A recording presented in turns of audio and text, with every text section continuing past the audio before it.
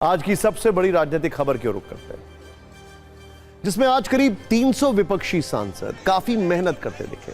दिल्ली की उमस भरी गर्मी में उन्हें पुलिस का सामना करना पड़ा, बैरिकेडिंग पर चढ़ना पड़ा, महिला सांसद बेहोश होकर गिर गईं और कई सांसदों को हिरासत में लिया गया।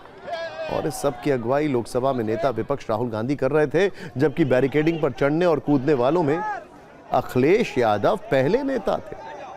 दरअसल इस सब की शुरुआत वोट चोरी के मुद्दे पर चुनाव आयोग से मिलने की जिद से हुई। विपक्ष के करीब 300 सांसद संसद भवन से चुनाव आयोग के ऑफिस तक मार्च निकालना चाहते थे। विपक्षी सांसदों ने संसद के मकर द्वार से मार्च की शुरुआत की। सांसदों के हाथों में वोट बचाओ के बैनर थे। वो संसद से निकले ही थे कि उन्हें परिवहन भवन के पास बैरिकेडिंग का सामना करना पड़ा और पुलिस ने उन्हें रोक लिया।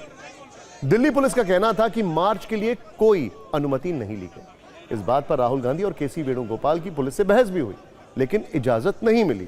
सांसदों को रोका गया तो अखिलेश यादव ने बैरिकेडिंग फांदकर आगे बढ़ने की कोशिश की। जब सांसदों को आगे नहीं जाने दिया गया तो वो बैरिकेडिंग फांदकर जमीन पर बैठ गए। इस तस्वीर से यह तो समझ में आया कि 52 वर्ष के अखिलेश यादव सिर्फ राजनीतिक रूप से सक्रिय नहीं, शारीरिक रूप से भी काफी फिट है।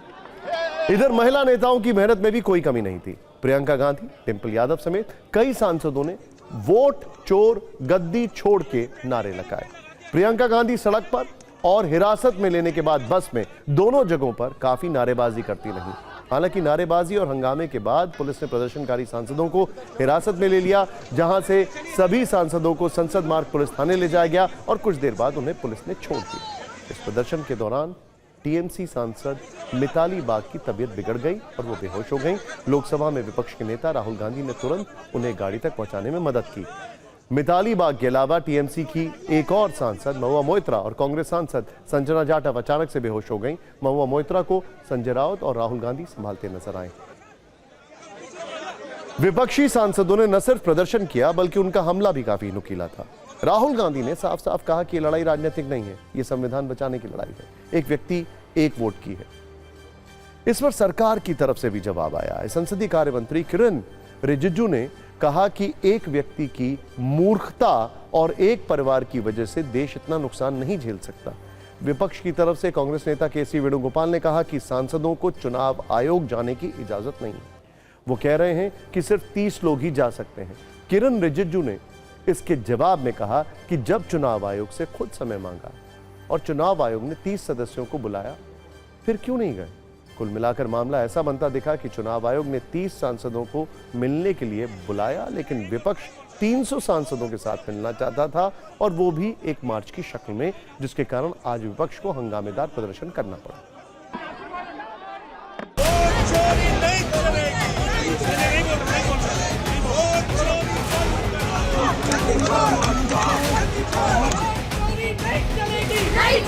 नहीं चलेगी।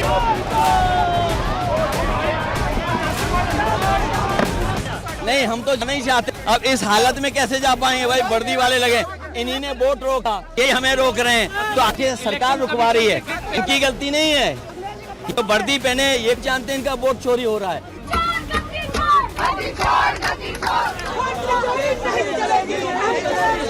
डरे हुए हैं, कायर हैं, सरकार कायर है। एक्चुअली बात नहीं कर सकते, रियलिटी ये है, क्योंकि सच्चाई देश के सामने है और ये जो लड़ाई है ये राजनीतिक नहीं है, ये कॉन्स्टिट्यूशन की लड़ाई है, कॉन्स्टिट्यूशन को बचाने की लड़ाई है, वन मैन वन वोट की लड़ाई है।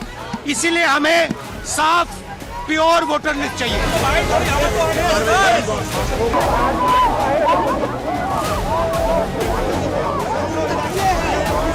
तरीके से इलेक्शन कमीशन ऑफ इंडिया घबराया हुआ है कि वो चुने हुए जनप्रतिनिधियों से नहीं मिल पा रहा है, क्योंकि उनके पास जवाब नहीं है।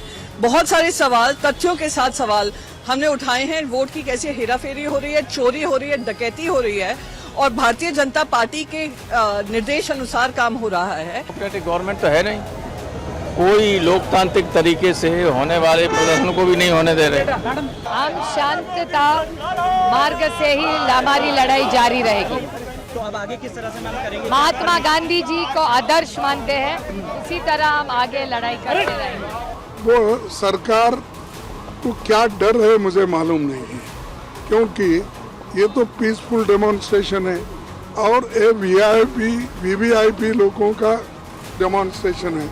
इसमें कोई गड़बड़ करने वाले नहीं, इसमें कोई किसी का धक्का मुक्की करने वाले नहीं, तो पीसफुली यहाँ रास्ते पे बैठे। एक तरफ विपक्ष सड़क पर संघर्ष कर रहा था तो दूसरी तरफ सरकार संसद में अपने फंसे हुए कामों को निपटाने में लगी थी। वैसे तो आज भी संसद की शुरुआत हंगामे से हुई, लेकिन सरकार ने भी विधायी कामों को निपटाने के लिए फोर्थ गियर लगा दिया और आज लोकसभा में sports governance bill, anti dumping संशोधन बिल को ध्वनि मत से पारित करवा लिया।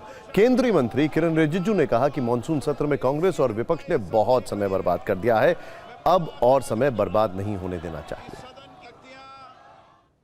आप जिस तरीके का व्यवहार आचरण कर रहा है, पूरा देश आपको देख रहा है।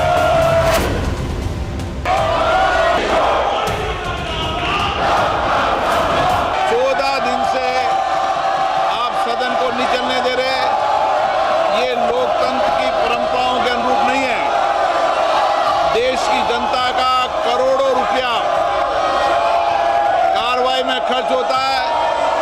आप जिस तरीके का व्यवहार आचरण कर रहा है, पूरा देश आपको देख रहा है।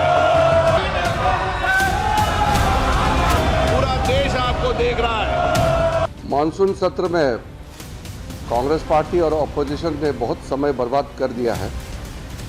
अब हम देश का समय और पार्लियामेंट का समय को और बर्बाद होने नहीं देंगे। तो सरकार महत्वपूर्ण बिल को पारित करना चाहते हैं। आज हम इम्पोर्टेंट बिल्स दोनों लोकसभा राज्यसभा में हम पारित करेंगे।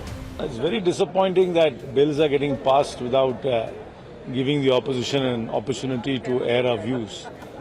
While we've been agitating about the SIR issue, the government has been non-yielding. The entire government's attitude is not to give space for the opposition to raise issues. आप जिस तरीके का व्यवहार आचरण कर रहा है, पूरा देश आपको देख रहा है। जीएसटी कानून लाकर के सरकार ने ये बताया कि इससे सरलीकरण होगा, व्यापार बढ़ेगा, कारोबार बढ़ेगा। लेकिन जीएसटी मल्टीनेशनल कंपनियों के फेवर करने के लिए लाया गया था और उसका परिणाम ये हुआ कि सबसे ज़्यादा संशोधन करना पड़ रहा है। आज इनकम टैक्स बिल पास हुआ है, क्या पास किया है, उसका क्या असर पड़ेगा कारोबार पर। विदेश नीति इनकी, टैरिफ के बाद टैरिफ और तमाम तरह की चीज़ें अब सामने आ रही हैं।